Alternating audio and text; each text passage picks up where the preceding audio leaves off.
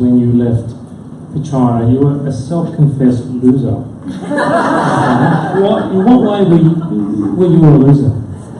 I hear my sister-in-law laughing very loud. I was one of those horrible students. I spent most of my time not in class, and I barely passed my HSC. When Mom saw my mark, she was pleasantly surprised that I got, I just scraped in. And I was a bum, but I played a lot of sports. I was very good at sport. And at 21, I remember this day very clearly. I hope my dad doesn't. But I woke up around 2 p.m., slightly hungover. And then I went out to the kitchen and I said, "Oh, Mom, what's to eat?" And she goes, "What do you want to eat?" And then she brought me some food, and then my dad came out and he saw Mom was bringing food to this kid that just woke up. Well, it's not this kid, this 21-year-old that had woken up at 2 p.m. And he goes, "That's it. That's it." I'm like, "What's it?" And then he gave me this lecture, if you don't change your life, if you don't do something with your life, that's it, I'll cut you off. I'm like, "Oh, Pop, don't do that. Because I don't care if you go to Kohl's and stack supermarket shelves, I just don't want to see you.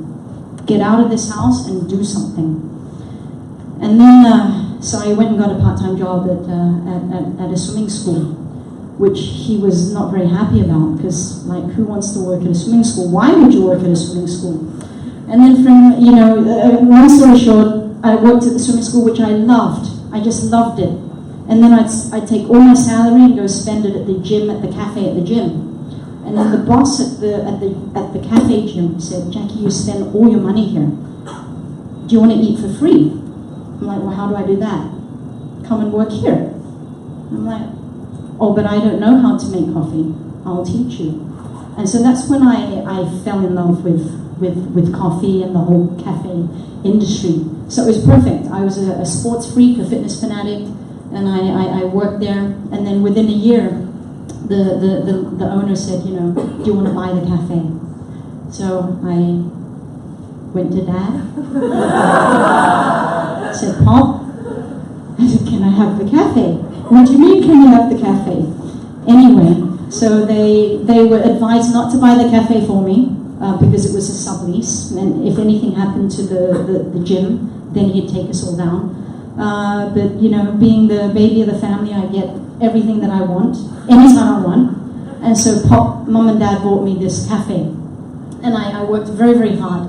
I worked really hard, 5 a.m. mornings and closing at 9 p.m., 6 days a week, and it was great. I loved it. And then I got burnt out, and then I didn't like it anymore.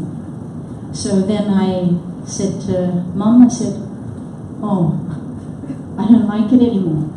I said, "Why don't you like it anymore?" I gave them some reasons. And then a few days later, she said, "Okay, Jie, sister, big sister, will go to your cafe.